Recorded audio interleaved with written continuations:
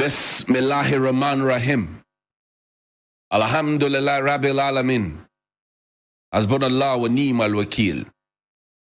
The Lord is my light and my salvation. Whom shall I fear? And yea, though I walk through the valley of the shadow of death, I will fear no evil, for you art with me. Thy rod and thy staff, they comfort me. Thou preparest a table before me in the presence of my enemies. You anoint my head with oil. My cup runneth over, and surely goodness and mercy shall follow me all the days of my life, and I will dwell in the house of the Lord forever and ever. Amen. Assalamu alaikum. It's Tuesday. Welcome to Johnny's Bite. Let's begin from the Aflao border. Even though I've spoken about the water that is eating away the coast, and so far officialdom has not said anything about it. You go to Qatar, you see that they have a similar problem there. Officialdom again has said nothing about it. The people are sitting in water. We will leave our people and go and tweet about Morocco. We will leave our people and go and tweet about other countries, but they are Ghanaians, tax-paying Ghanaians, law-abiding citizens of the Republic. When they have issues, we don't go there. The rains are here. We know what challenges occurred last year and the year before. But we are not willing. We are not willing to go to the Volta region. Why? I don't know.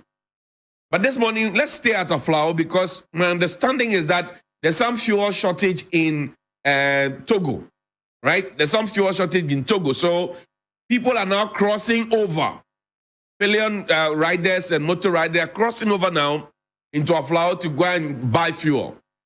The Customs Division of the Ghana Revenue Authority officers stationed there are trying all they can to ensure that they actually get fuel.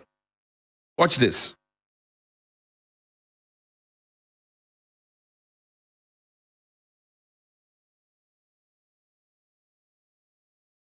So this is at the Shell filling station, and they are looking for fuel.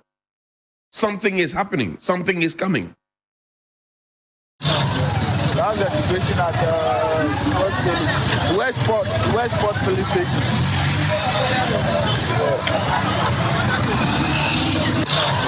That's the situation at Westport filling station.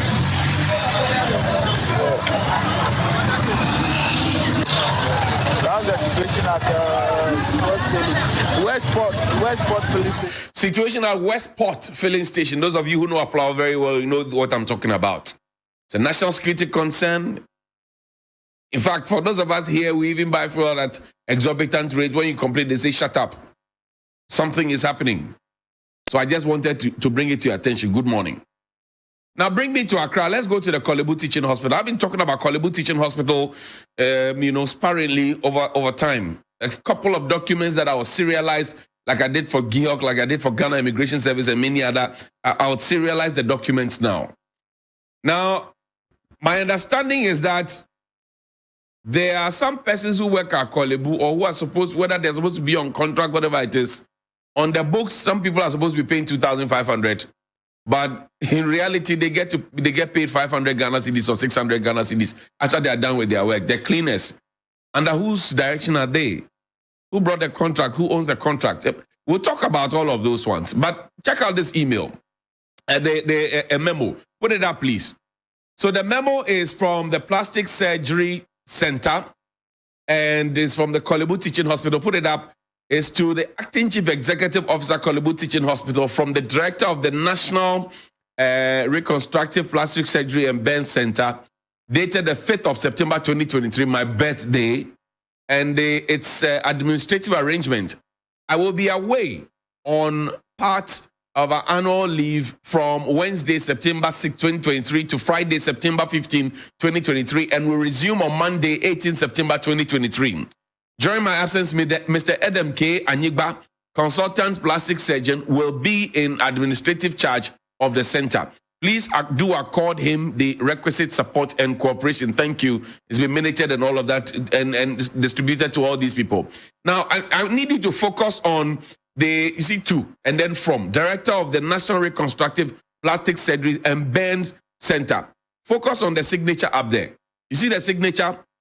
Have you seen that signature? Maybe you can zoom in a bit. See the signature. Watch the signature very, very well. Show me the other memo, the other memorandum. Now, watch this. Office of the Chief Executive, Korle Bu Teaching Hospital. From Chief Executive Officer. See the signature. Same signature. Now, it's to all CMT members, dated the 4th of September 2023.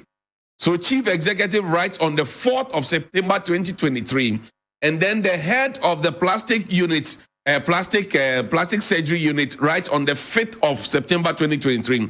It says, I will be away on part annual leave from Wednesday, September 6, 2023, Friday, September 15, 2023, and will resume on Monday, September 18, 2023. That's yesterday. While I'm away, Dr. Daniel Ankra, the director of pharmacy, will act as the acting chief executive of the pharmacy. Please do accord him the requisite support and cooperation. Now, bring it down. Let's see the signature. The signature is at the top. Bring it down. Let's see the signature. Now, the interesting thing I want you to notice that one person who is acting as chief executive of Korle Bu, and then another person who is also acting as the head of the plastic surgery unit, is going on an annual leave, part of the annual leave.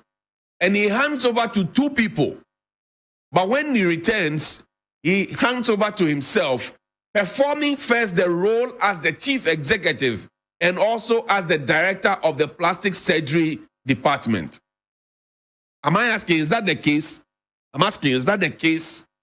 Is that true that the CEO of Korle Bu also doubles as the boss of the plastic surgeries unit? Is that the case?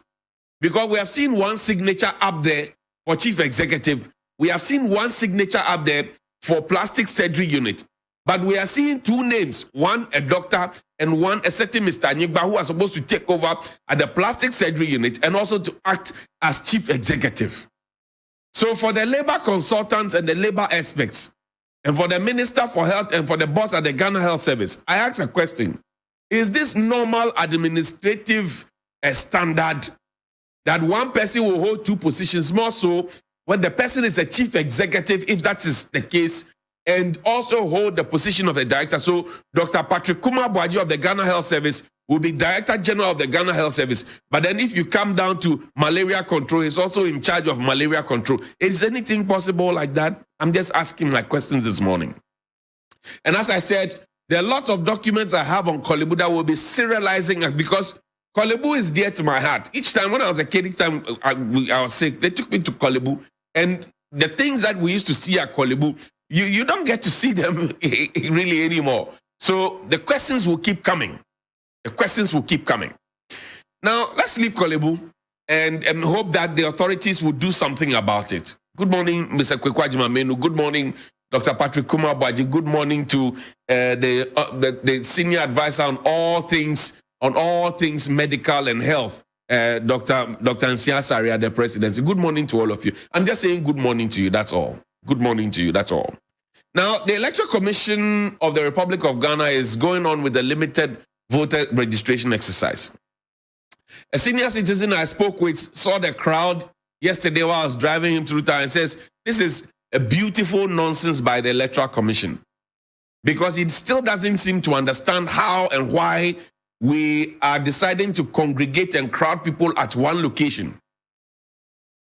The MP for the Santa Maria Sutom area, he had cause to complain.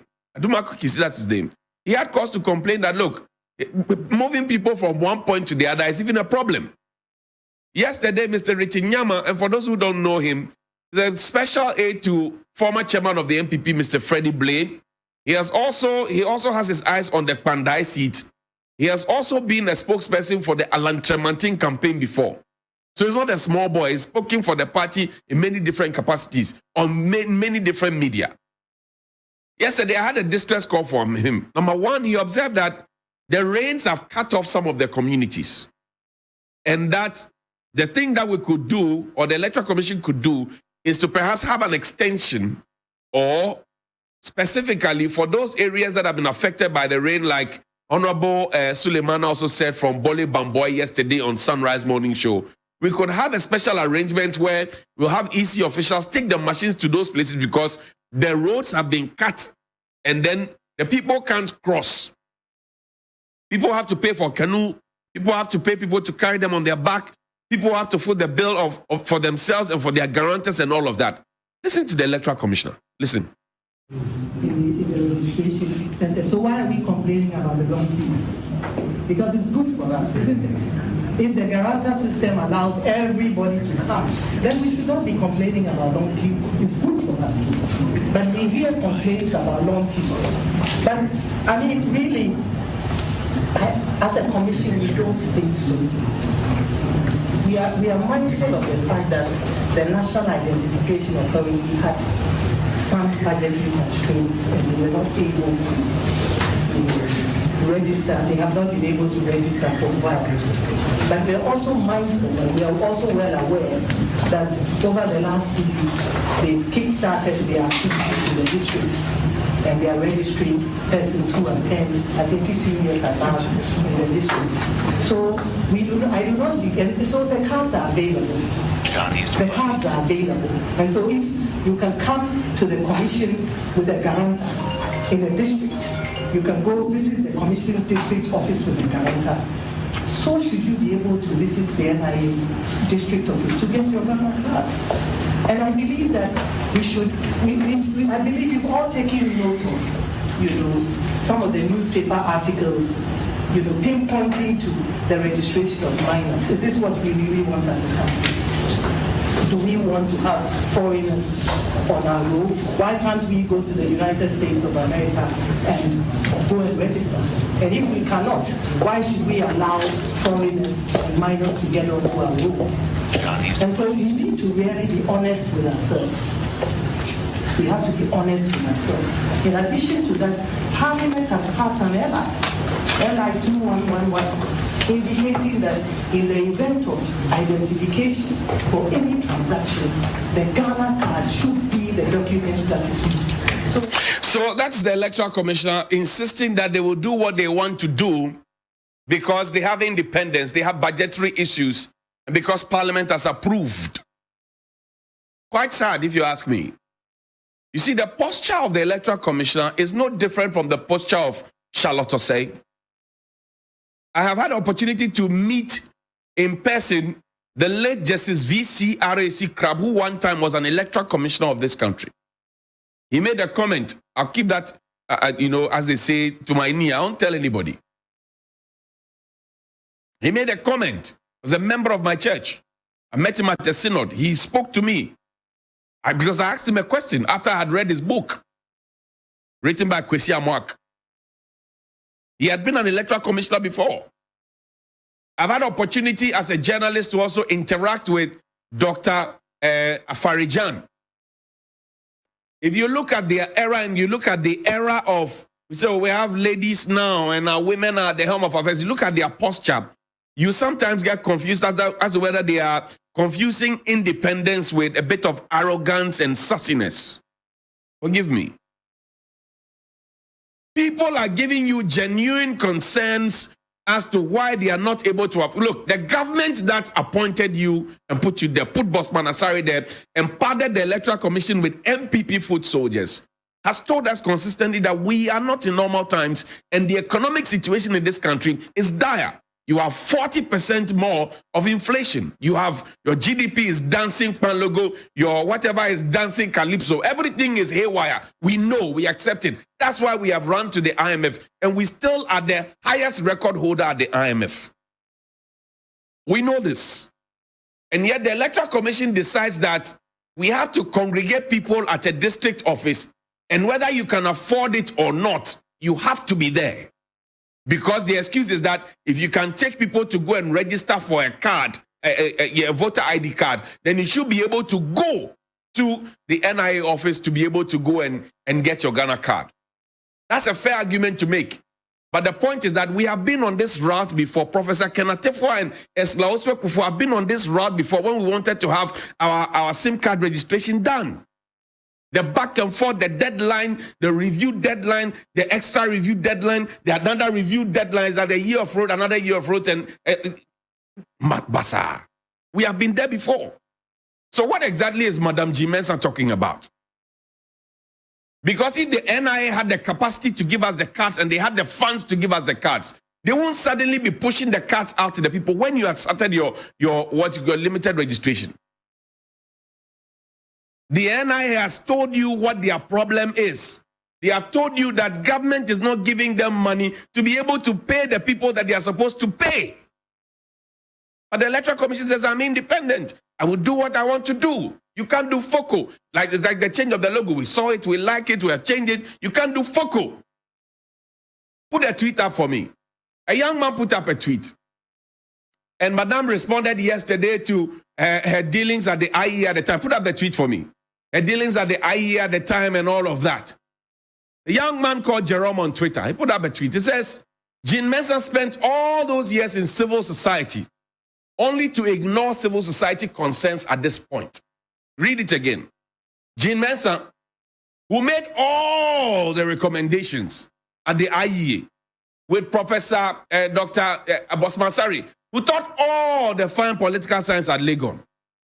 They made spent all those years in civil society, screaming from outside the pitch, only to get onto the pitch, to ignore civil society screams, and also to take the ball and put it under their armpit to say, Bobium.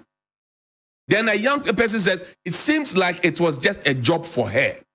Another person says, the effect of the experience of protocol cannot be easily determined. This is what your young people think. And if the image of the EC starts sinking, this is not NDC and PPO. It is the reality of the people. I leave it here. Play me Adwoa Safo's video, please. Play me the video by popular request. The very beautiful video of lawyer Adwoa Safo, MP for Dom Kwabenya, former deputy.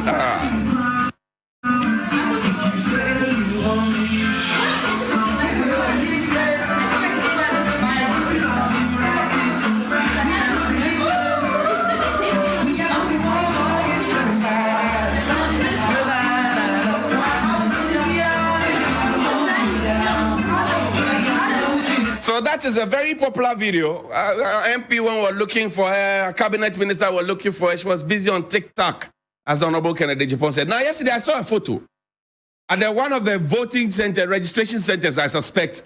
She was sharing ice cream. Quickly, it reminded me of the Hope campaign, Nanado eating maize and climbing the Circle Willowbrook, and Okovanda Poi preparing Banku and people braiding hair and say politicians will never change. Same template because they know the people will fall for it. Same template. The people will fall for it. Yesterday, I played 2 videos and I asked a question that Madam needs to come forward and answer those questions. Was there an impersonator in Parliament? Did she receive 124,000 from Kennedy Japon into her Fidelity Bank account? Was there a private jet that was hired to bring her home? Did the chief of staff come to her home to wait for her and she didn't come down? I mean, these are questions. Yes, you chose your family, but the people also chose their families. Today we are serving the people yogurt.